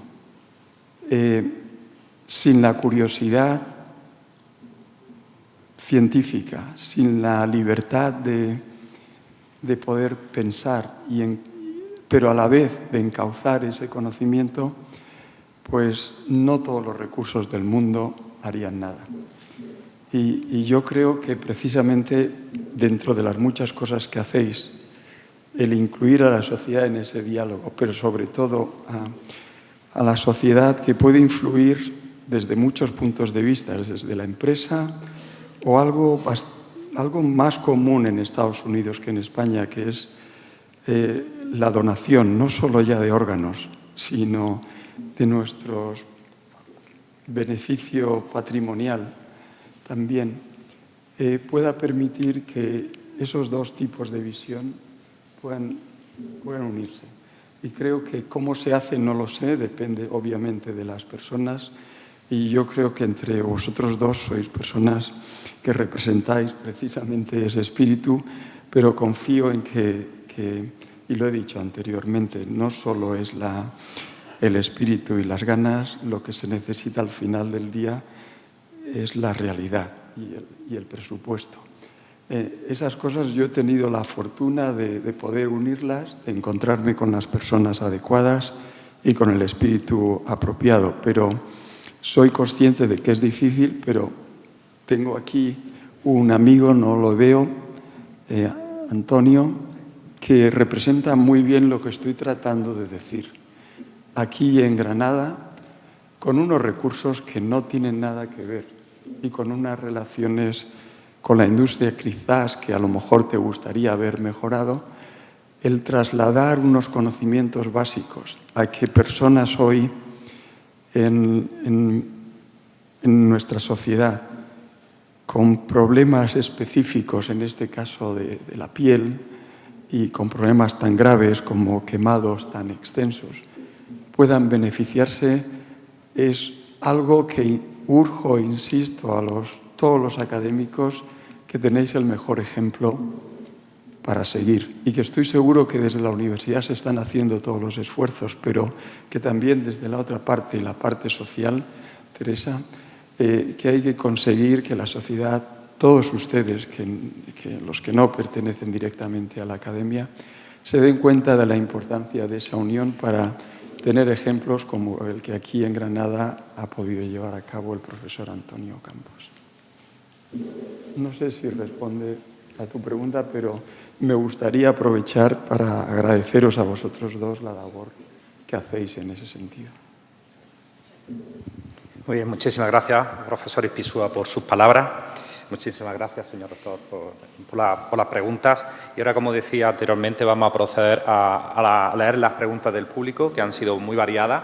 Las he podido agrupar un poquito como por temáticas, más o menos, y la verdad que han despertado mucho interés la exposición de este paso desde la parte más básica a intentar dar soluciones ya utilizando en la última diapositiva pues, el ejemplo de los órganos con la aplicación ya en órganos humanos, utilizando esos órganos para trasplante. Y bueno, eso indica un poco las inquietudes que también ha generado esta charla en el público. Voy a intentar hacerlas de esa manera. La primera es más básica, que la hace el profesor Antonio Osuna de la Facultad de Medicina. Es ¿qué papel cree que juegan los lisosomas en el... Voy a intentar entender la letra. En el cambio de células epiteliales a mesenquimales, si es que juegan algún papel. La respuesta corta es que no lo sé, no lo hemos hecho todavía, y la respuesta intuitiva de la persona que lo haya preguntado es que está en el camino correcto, creo, pero no lo sé. Muy bien, muchísimas gracias. Ahora vamos a la parte de posibles riesgos, efectos secundarios. Lo hace una compañera o compañero de la Universidad de Granada, puesto el correo electrónico, no puedo localizar bien el nombre, que es ¿qué riesgos y efectos secundarios se han observado en el tratamiento con los factores de Yamanaka? Pues muy buena pregunta porque es clave para el traslado al ser humano. Posibles efectos secundarios de un tratamiento agnóstico y con esta extraordinaria capacidad de tratar diversas enfermedades. No todo puede ser bueno, algo tiene que ser malo. El problema fundamental es la de diferenciación de las células, que estamos tratando de restaurar la identidad, pero a la vez son factores que el doctor Shinya Yamanaka demostró que desdiferenciaban y quitaban la identidad de una célula adulta a una célula embrionaria. Por lo tanto, es una pregunta muy apropiada porque parece que son contradictorias. Usted me ha dicho que quiere restaurar la identidad de una célula y está usando unos factores que se demostraron originalmente que inducían la pérdida de identidad. El secreto está en el uso apropiado en el tiempo y el espacio y la concentración de esos factores. Y si bien con esa concentración y ese tiempo llevamos alrededor ya más de 7.000 ratones tratados y en ninguno de ellos hemos podido ver esa diferenciación, porque eso, entre otras cosas, podría dar lugar a teratomas. obviamente, si podemos controlar ese proceso apropiadamente, lo mejor que lo controlemos, lo mejor será para evitar la diferenciación, pero es algo en lo que estamos trabajando muy enfocadamente, y precisamente esos órganos en perfusión nos permiten variar el tiempo, la dosis y poder ver esos efectos secundarios en humanos. Es una pregunta muy apropiada y es la clave, creo yo, para, si la respuesta fuera positiva, lo que nos permitiría avanzar mucho más rápido en la traslación. Muy bien, genial, muchísimas gracias. Otra de las preguntas va en el mismo sentido. Ya se conoce, como bien ha explicado el profesor Ispizua, el proceso de tumorogénesis. Eso es una pérdida de la diferenciación celular y una vuelta hacia atrás. Y la siguiente pregunta iba en el mismo camino, pero más centrada en el desarrollo de tumores, pero ya ha estado contestada. Sí. O sea que perfectamente. Después, dentro de la misma persona que nos ha identificado, la pérdida de identidad celular está relacionada con un aumento de plasticidad celular. Cuando se pierde la identidad celular, a nivel molecular lo que vemos, y ya estoy intentando explicar, y algunos de los científicos me dirán, no lo has dicho exactamente, pero tenemos un diálogo con la sociedad. Y el mensaje es que con el paso del tiempo nuestra cromatina se abre. Al abrirse, eso facilita la transcripción.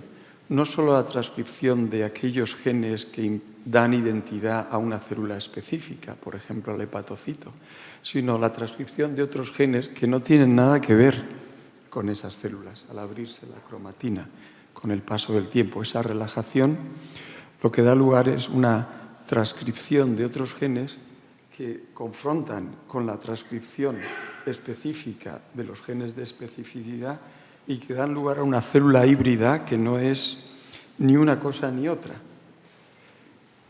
Ese es el problema que vemos, pero a la vez lo que hace es que esta célula sea más plástica. Tiene otros intereses, ya no son los intereses iniciales, su identidad está más relajada, por lo tanto es más plástica, y digo que se abre la cromatina, pues si lo reducimos a nuestras interacciones sociales, nos abrimos un poco más y hablamos con otras personas y perdemos un poco el foco de lo que sabemos o debemos hacer. Sé que no es una explicación totalmente científica, pero tenemos a muchas personas que obviamente no es su experiencia, su background, la cromatina, pero es, en definitiva, esa pérdida de identidad hace que la célula sea más plástica, por supuesto. Muy bien, muchísimas gracias. Otra pregunta hecha por la decana de la Facultad de Farmacia, María Eugenia García Rubiño, es cómo se determina experimentalmente la duración y las frecuencias óptimas de los pulsos de los factores de transcripción para inducir rejuvenecimiento sin comprometer la identidad celular y sin aumentar el riesgo tumoral. Va en el mismo sentido. Pero ¿cómo se puede regular, ¿no? Más bien, Una pregunta importante que nos lleva mucho tiempo en el laboratorio. Los primeros experimentos de 5 días sin los factores y solo tratarlos durante el fin de semana fue un experimento de varios años de prueba y error. Obviamente solo he mostrado la positiva, que funciona 5 días no y 2 días sí, pero la cantidad que usamos fue prueba y error. Después, con el paso del tiempo y con los años,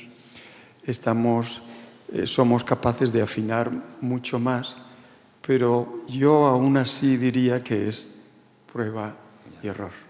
Y por eso la importancia de que lo que hagamos en el ratón puede no ser de ninguna utilidad en el ser humano, porque debemos hacer la prueba y error en el órgano humano.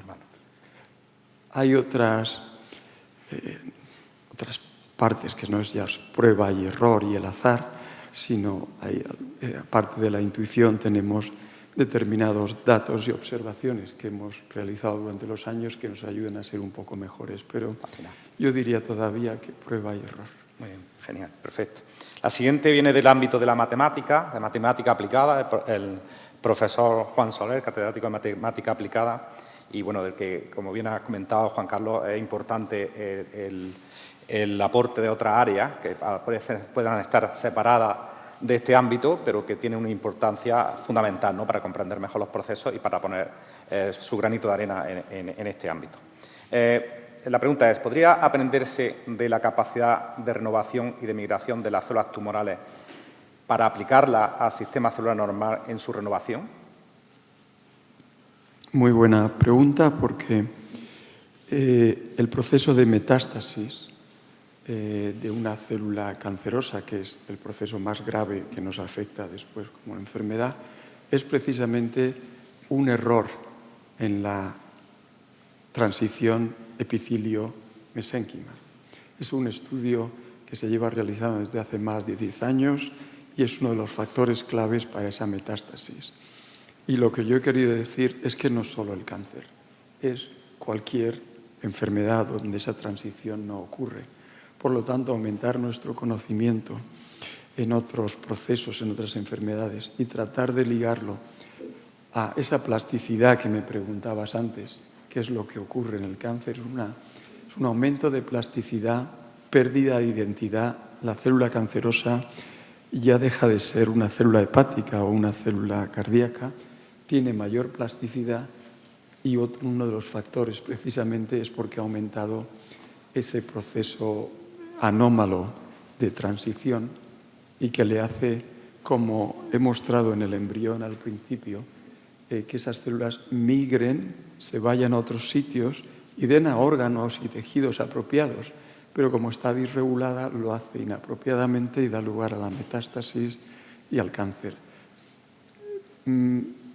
Quisiera indicar, aprovechando con el paraguas de esa pregunta, es que en nuestra sociedad, por las repercusiones que tiene en nosotros, en nuestra familia, en nuestros amigos, una enfermedad tan grave como el cáncer, la usamos como ejemplo de avance científico desde la academia a la sociedad.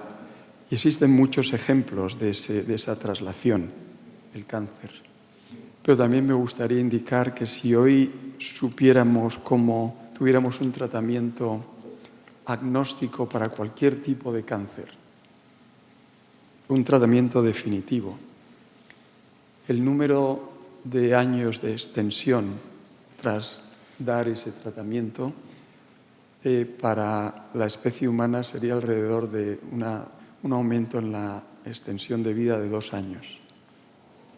Lo que quiero decir con eso es que debemos centrar nuestra atención no solo en el cáncer, pero usarlo como ejemplo, por lo que ello implica desde el punto de vista social, cómo poco a poco estamos mejorando el tratamiento respecto al cáncer, pero darnos cuenta de que si lo mejoráramos y lo optimizáramos al 100%, aumentaríamos 2 años de nuestra vida, que está muy bien, pero existen muchas otras enfermedades que quizás si pudiéramos usar el ejemplo del cáncer para traer a la sociedad a esa traslación, se beneficiaría mucho más y quizás con un resultado incluso mucho más importante.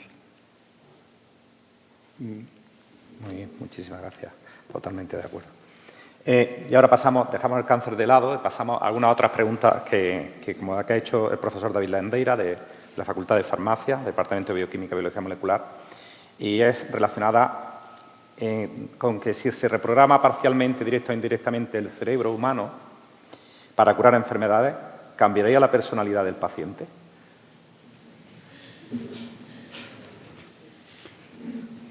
El concepto es restablecer la identidad, que es la identidad que refleja la identidad de cada persona. Obviamente es un experimento que es muy difícil de responder, que no hemos hecho, incluso de diseñarlo.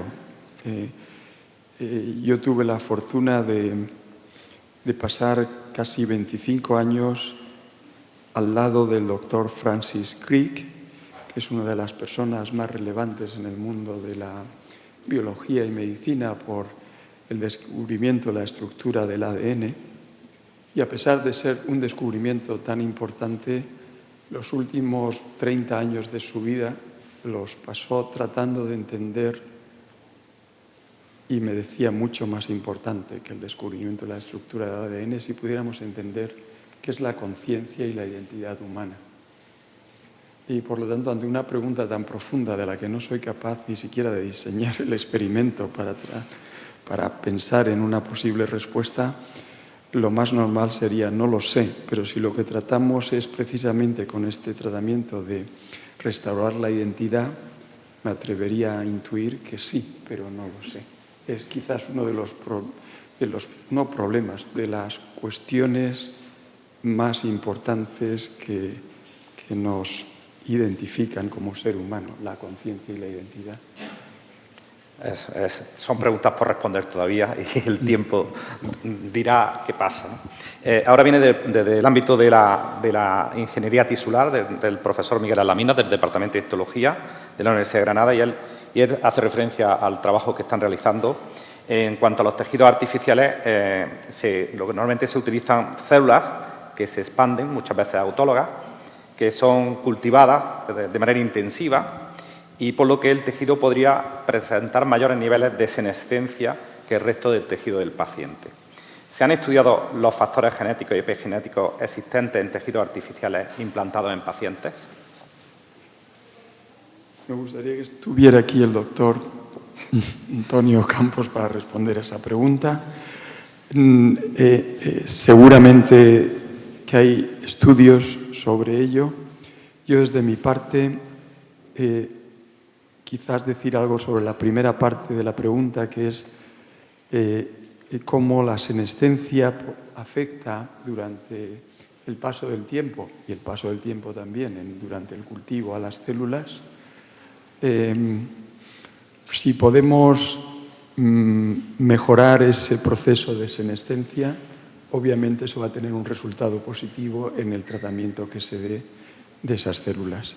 Y precisamente hace tan solo un año, por primera vez, y no solo ya en ratones, sino en nuestro afán de trasladar ese conocimiento a la clínica, modificamos el proceso de senescencia en unas células de primate y las infundimos a diversos estadios de la vida del primate y conseguimos rejuvenecer el primate. Son estudios publicados que no sé si ayudan a responder esa pregunta de mejorando la senescencia celular que ocurre con el tiempo naturalmente, podemos realmente cambiar el curso y el proceso del envejecimiento. Y posiblemente podría ser que incluso acelerara los procesos de regeneración que ya tienen per se esos tejidos artificiales. Sí, y el ejemplo lo he indicado anteriormente. Perfecto. Muy bien, ya estamos terminando, nos quedan 3 preguntas. Pues yo creo que estamos en tiempo y estas van más en la parte última de la charla, que es relacionada con la aplicación a personas, ¿no? Francisca Carrión Sánchez, del Público, se ha identificado como Público General, ahí tiene 2 preguntas. ¿Qué tiempo calcula que se tardaría en implantar esta investigación en la sanidad de los estados? ¿Será así o será medicina de alto coste? No lo sé. Obviamente predecir el futuro es imposible. Lo importante, creo yo, es ahondar en el conocimiento del proceso. Lo importante, y me gustaría desviar un poco la pregunta hacia la importancia que tienen instituciones como la universidad, en este caso el Consejo Social. Hablábamos ayer en la Academia Iberoamericana de Farmacia de que en el momento que lleguen esos tratamientos, pero mucho antes, tratemos de hacer, dentro de lo que podamos, que esa información sea lo más rigurosa y lo más sólida posible. Y creo que en este campo, precisamente mucho más, ya que existen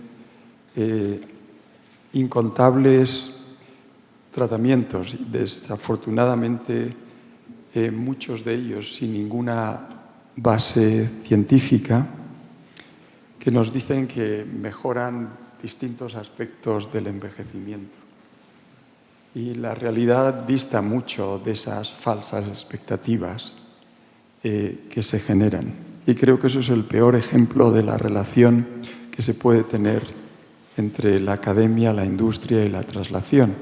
Y por eso una llamada desde esta casa, a la que humildemente me formo parte, desde la actividad que hacéis vosotros, desde las distintas academias y asociaciones, de informar a nuestra sociedad que buena parte de esos tratamientos no tienen una base científica y real, y que es muy importante ese traslado del conocimiento sólido, antes de que se descubran, podamos trasladar algo que no sabemos cuándo será, pero que es importante que continuemos en esa línea de generarlo y transmitirlo e implementarlo apropiadamente. Bien, muchísimas gracias. Quedan dos preguntas, pero ya se han respondido, que era del Centro Mente y Cerebro, de dos investigadores del Centro Mente y Cerebro, y de Ignacio Chirosa, pero se han respondido relacionados con el ejercicio físico, el ayuno intermitente, y yo creo que ya están respondidas. Solamente antes de terminar y pasar a la siguiente parte, de informar que la grabación íntegra de los diálogos estará disponible en la web del Consejo Social próximamente. Y nada, darle muchas gracias por su pregunta al público, por supuesto también al doctor Ispizúa, por su claridad y generosidad en la respuesta. Algunas preguntas han sido complicadas y son difíciles de responder, totalmente comprensibles. Y, sobre todo, decir que este diálogo lo que ha puesto de manifiesto hasta qué punto la investigación sobre envejecimiento, regeneración y rejuvenecimiento celular no es una cuestión lejana o puramente especulativa, sino un campo con profundas implicaciones para la salud, para la medicina y para la sociedad. Para continuar con el desarrollo del acto, tiene ahora la palabra el rector magnífico de la Universidad de Granada, el profesor Pedro Mercado Pacheco.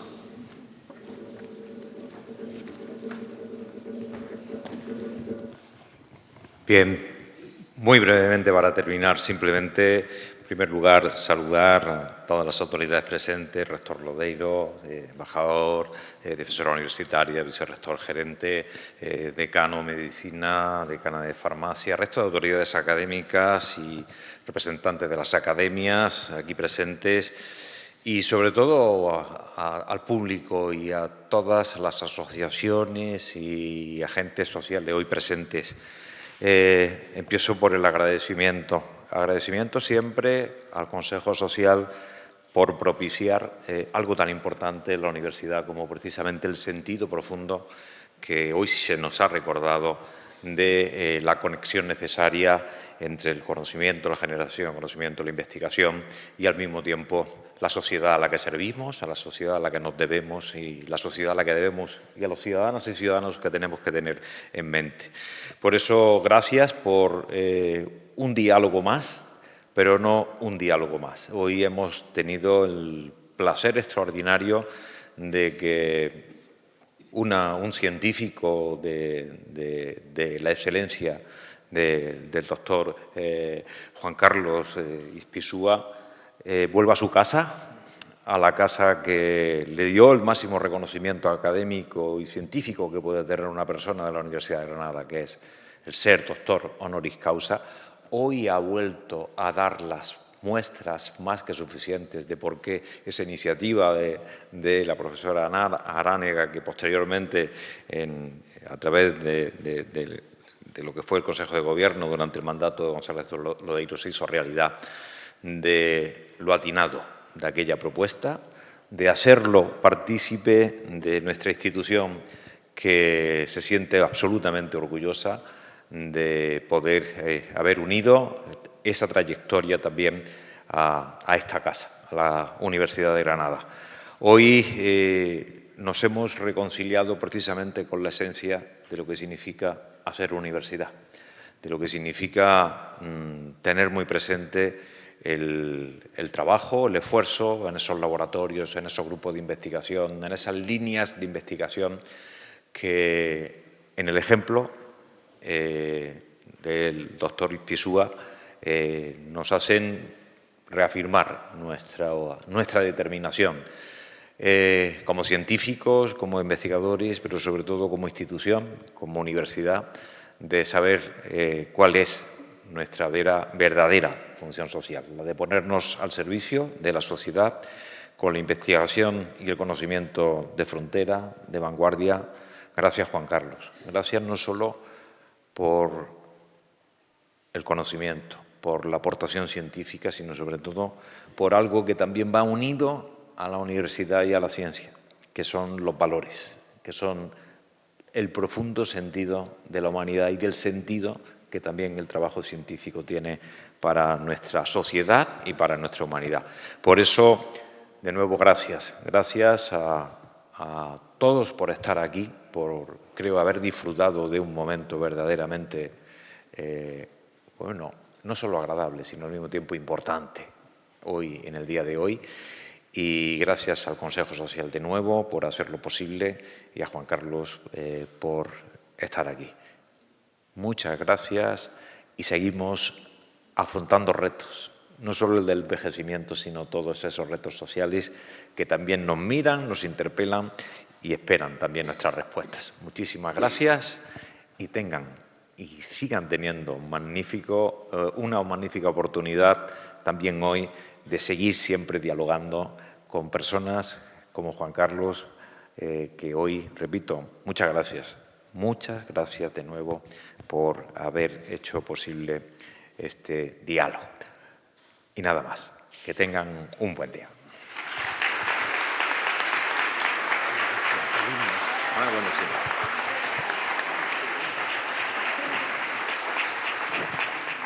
Muchas gracias, rector. Antes de terminar el acto, se va a proceder a escuchar el himno de Granada para que nos pondremos de pie. También decirles que hay un ágape después del himno aquí a continuación. Gracias.